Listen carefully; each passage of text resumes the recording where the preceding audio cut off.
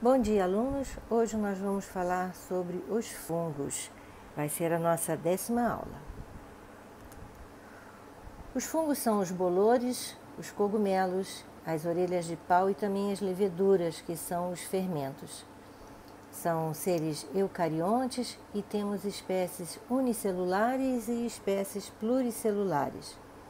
Eles já foram classificados como plantas, mas a partir de 1950 descobriu-se, através de estudos de bioquímica, que eles são mais parecidos com os animais do que com as plantas. E aí foi criado o reino fungi, em 1970. Só para abrigar esses seres que são tão distintos e atualmente são conhecidas mais de 70.000 espécies e ainda há muito que se conhecer. Inclusive, o maior ser vivo existente hoje na Terra é um fungo, o Armillaria estoiae, que ocupa uma área de 6 milhões de metros quadrados sobre o solo de uma floresta nos Estados Unidos. E a idade desse ser incrível é estimada entre 400 e 1000 anos. São seres heterotróficos, com parede celular constituída por quitina, que é um polissacarídeo presente também no exoesqueleto dos artrópodos. A maior parte dos fungos é filamentosa e seus filamentos são denominados hifas. Alguns são formados por várias hifas que se unem densamente, formando o chamado micélio. Essas hifas podem ser aceptadas, quando não apresentam septos, ou separadas, quando têm paredes transversais perfuradas por poros. E esses poros permitem a comunicação entre as células e garante até a passagem de organelas celulares. Nas hifas, ditas aceptadas ou cenocíticas, podem-se observar um grande citoplasma que é contínuo e que tem vários núcleos espalhados. Mas nem todos os fungos são filamentosos. Temos também os unicelulares, como as leveduras. O carboidrato de reserva é o glicogênio e a maior parte é saprofágica, isto é, são os decompositores. Mas existem também fungos parasitas, sobre os quais nós vamos falar mais tarde, tá? A nutrição do fungo é heterotrófica, ou seja, eles são organismos incapazes de sintetizar seu próprio alimento. Esses seres geralmente liberam enzimas sobre o alimento e depois absorvem os nutrientes que eles precisam, né? Portanto, dizemos que a digestão dos fungos é extracorpórea. E para que isso aconteça, é necessário que tenha água no ambiente, porque a água serve de transporte para os nutrientes chegarem até o fungo. Por isso, só vamos encontrar fungo em ambientes terrestres úmidos, sombreados e também em ambientes aquáticos.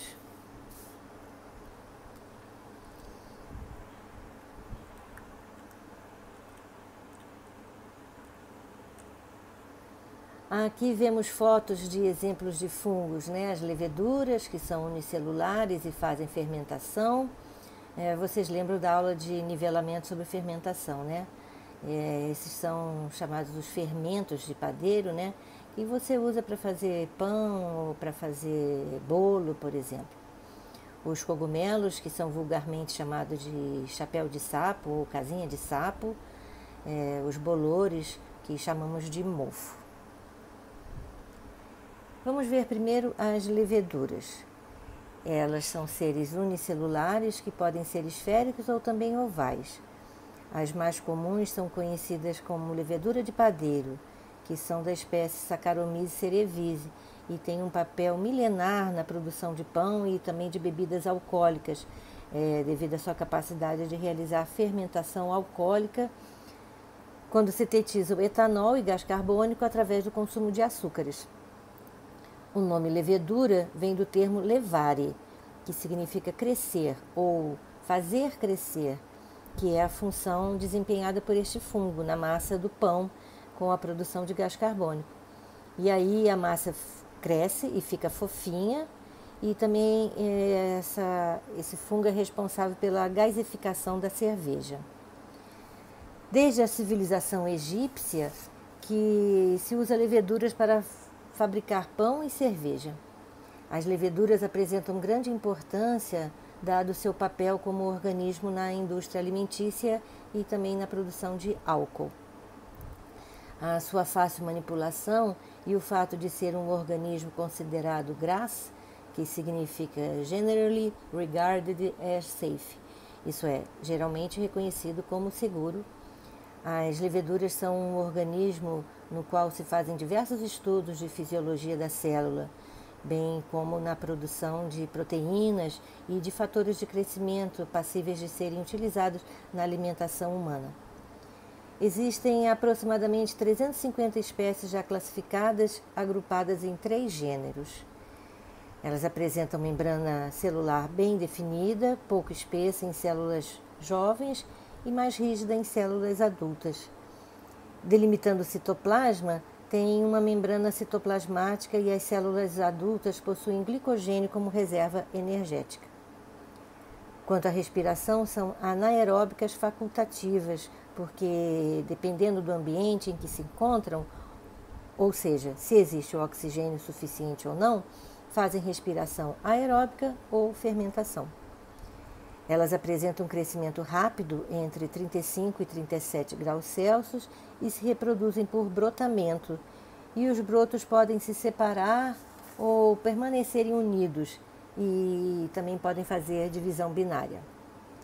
São fontes de vitamina do complexo B, mas como eu sempre digo, nada é só bom ou só ruim, também podem causar doenças, como vamos ver mais a seguir.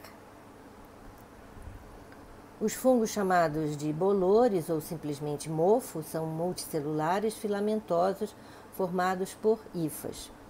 O conjunto emaranhado de hifas se chama micélio. O mofo cresce sobre pão velho, sobre frutas podres, também o couro, a madeira e também sobre o papel. Podem causar alergias respiratórias e também um tipo grave de pneumonia que é de difícil diagnóstico e difícil tratamento. Mas, novamente, nem tudo é só mal ou só bom. Nesse caso, nós temos um exemplo de mofo bom, que é do gênero Penicillinum, que serve como base para a produção de penicilina. E também outros desses gêneros são usados na fabricação de determinados queijos, por exemplo, o Roquefort. Agora, um aviso muito importante. Antes de comer qualquer alimento, como pão, por exemplo, é importante você verificar se o mesmo não está contaminado por mofo, não está mofado. E não adianta cortar só a parte mofada, porque neste caso o fungo já está no alimento todo, porque ele não é composto só pela parte visível na superfície do alimento. A sua colônia já está desenvolvida na parte de dentro e não é possível ver a olho nu. E é nela que as substâncias tóxicas são produzidas, as chamadas micotoxinas, e variam de acordo com o tipo de fungo. O correto é jogar o alimento no lixo. Ingerir um alimento com bolor pode causar alergias respiratórias, diarreia, intoxicação e até câncer. O certo, infelizmente, é jogar todo o alimento fora no lixo. Os bolores se reproduzem assexuadamente, produzindo esporos, e sexuadamente, produzindo seres com maior variabilidade genética. Agora, os cogumelos. Cogumelo é um nome comum dado às frutificações de alguns filos, como os basidiomicetos e os ascomicetos. Esses organismos fazem reprodução sexuada pela junção das hifas, possuem uma enorme variedade de formas, cores e tamanhos. Muitos são comestíveis, como argáricos silváticos, porém alguns podem causar a morte quando ingeridos, como é o caso da espécie Amanita muscaria, que é conhecido como mata-mosca. Esse fungo é natural de regiões de clima temperado do hemisfério norte e pode causar alucinações e intoxicações graves. Este fungo aparece, por exemplo, no jogo eletrônico do Super Mario Bros., no filme Fantasia da Disney, de 1940, e também nas ilustrações do livro da Alice dos Países das Maravilhas. em que a Alice aparece conversando com uma lagarta que está fumando narguilé. Vocês já viram? É muito psicodélico, né? Entretanto, o autor não apresenta com as verrugas brancas, deixando a interpretação a cargo do leitor. E esse fungo também já foi usado como inseticida na Inglaterra e na Suécia.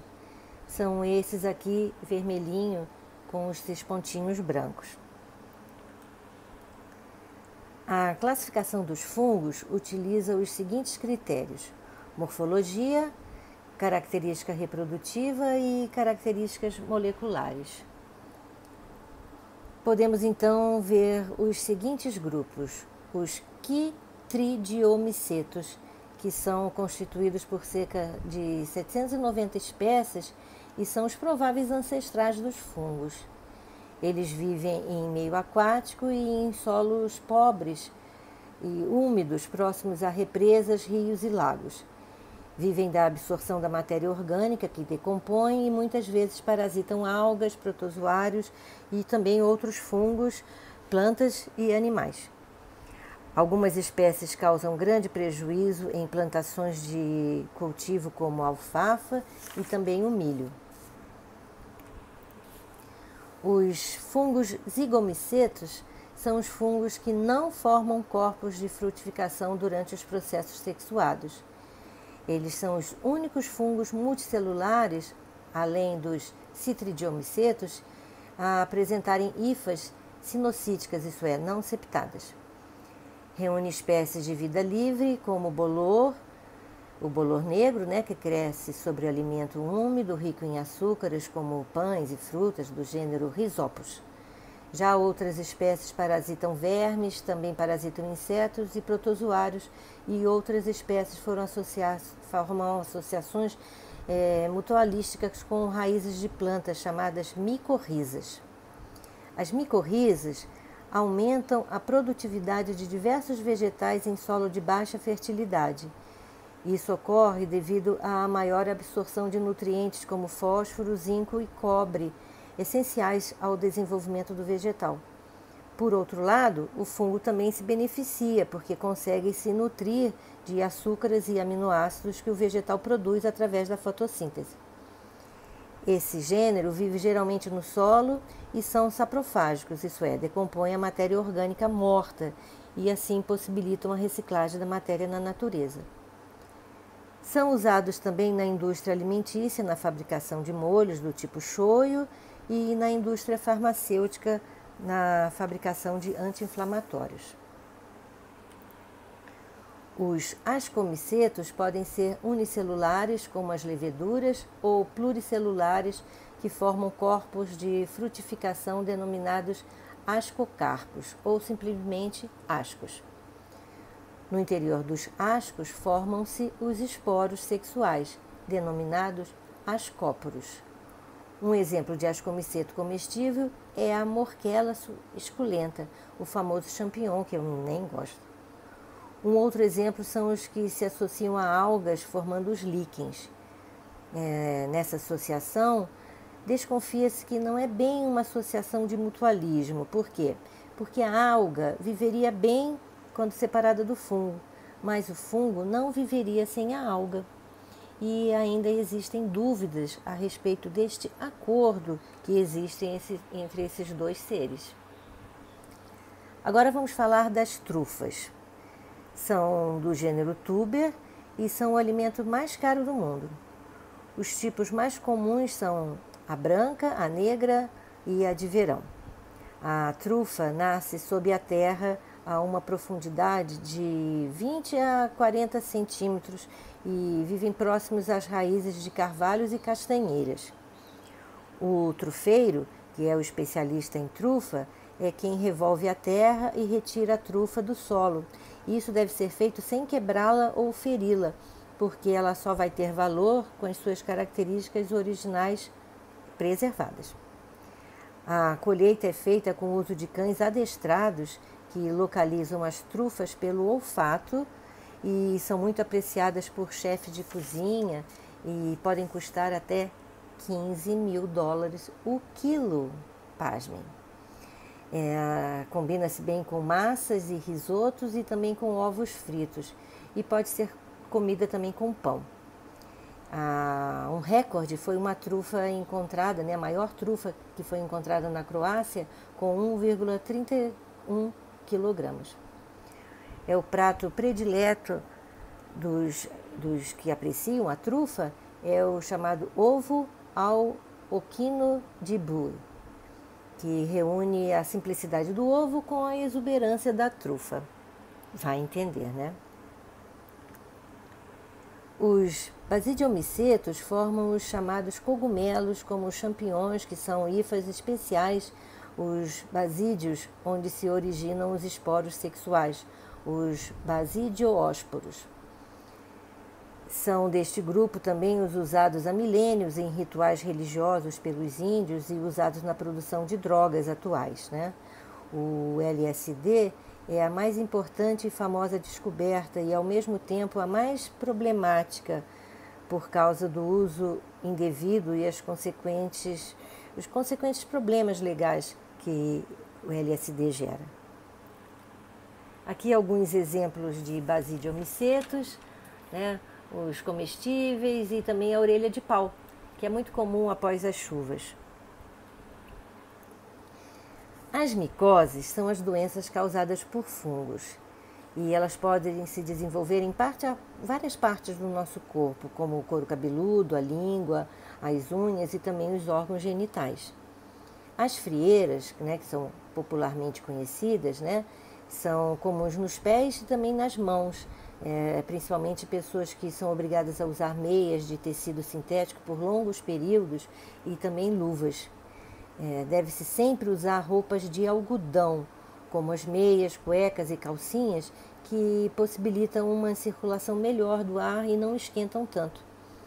O tratamento das micoses é bem difícil, principalmente nas unhas, porque o remédio tem que atravessar a proteção da unha, porque o fungo fica embaixo da unha, nos casos de candidíase, que é quando afeta os órgãos genitais, os dois parceiros devem ser tratados, porque senão o fungo vai ser transmitido novamente. E para não se criar um ambiente propício ao desenvolvimento dos fungos, não se deve ficar, por exemplo, com roupas íntimas úmidas, e também não se deve usar toalhas de outras pessoas, e é lógico, você não deve nunca emprestar roupas de banho. O nosso aparelho reprodutivo é muito propício ao desenvolvimento de fungos. É tudo que o fungo gosta. Ele é úmido, é quente e é escuro. E é abafado. Se você sentir um sintoma tipo uma coceira nos órgãos genitais, você deve sempre procurar um médico e se tratar, porque é muito fácil contaminar outras pessoas.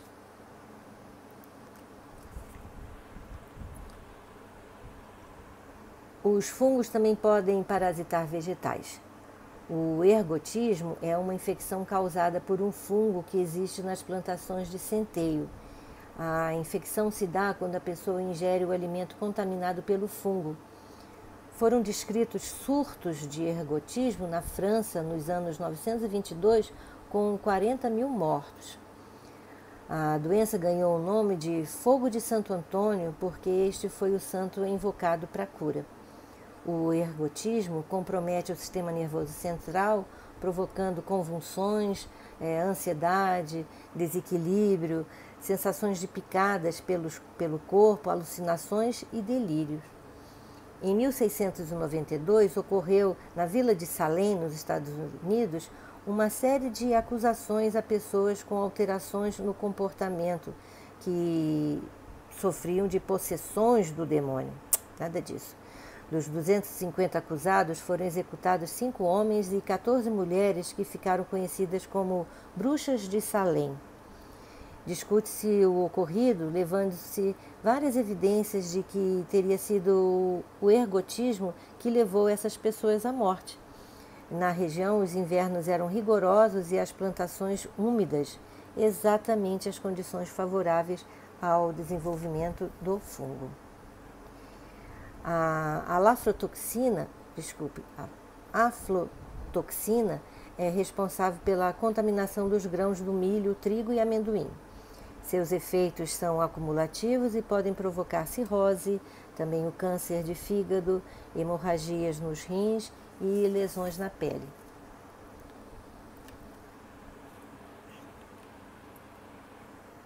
Os fungos também podem ser usados no chamado controle biológico, preferencialmente atacando pulgões, moscas e cigarrinhas e lagartas.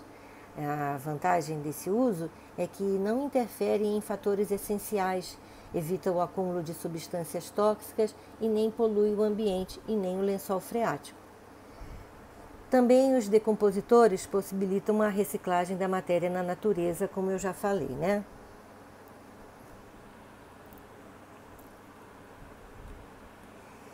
Aqui novamente alguns exemplos usados na indústria alimentícia, né? Na panificação, Saccharomyces cerevisiae, né?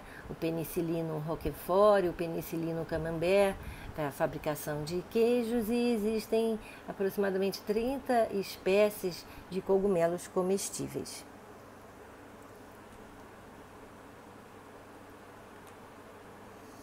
E aqui o uso na indústria farmacêutica e também na biorremediação no controle da poluição.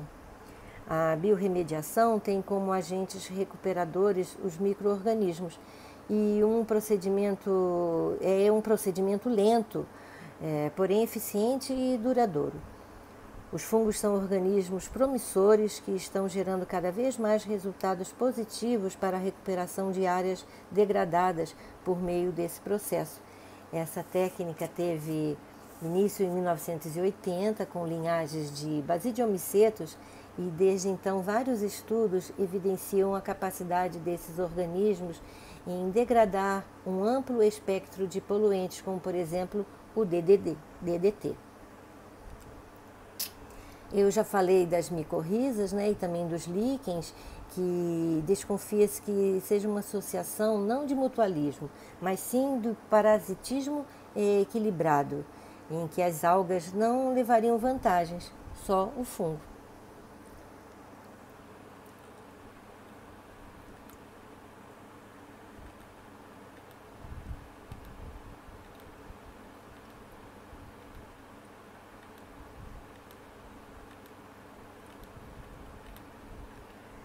Vamos ver agora a reprodução dos fungos, que pode ser assexuada, com a formação de esporos que germinam e formam um micélio, onde os indivíduos são haploides.